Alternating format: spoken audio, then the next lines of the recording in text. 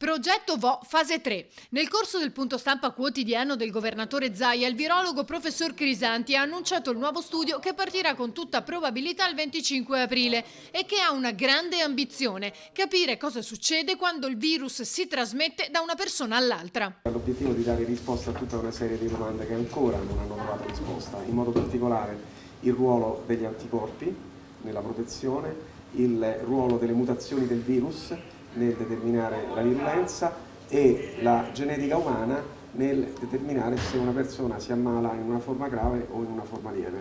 Diciamo questo, quindi verranno fatti dei campionamenti per prelevare il sangue a queste persone, verranno testati gli anticorpi e verrà fatto il sequenziamento genetico del genoma di queste persone. Questo permetterebbe di identificare chi è potenzialmente resistente o molto suscettibile al virus e dare risposte a molti dubbi, come ad esempio il fatto che nel cluster ci siano 7 persone positive da circa 8 settimane. La popolazione di Vo ci permette di contestualizzare i risultati e cercare di capire se determinate risposte si associano per esempio alla protezione o meno.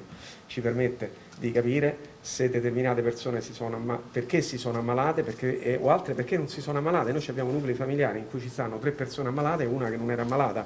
Allora noi siamo interessati a capire ma perché questa non si è ammalata. Uno di voi ha detto ma ci sono persone che sono positive da 50 o più giorni. Ecco, noi vogliamo capire perché queste persone rimangono positive, che cosa le differenzia dall'altri. È il virus che è differente o sono le persone che sono differenti? Il nuovo studio, circa 2 milioni di euro e una durata di 6 mesi, darà risposte anche su quelle che saranno le soluzioni migliori da adottare per proteggersi. Può dare una risposta se effettivamente un vaccino ha senso o meno, tanto per iniziare, quindi ci mettiamo l'anima in pace oppure invece investiamo più sforzi, tanto per fare un esempio.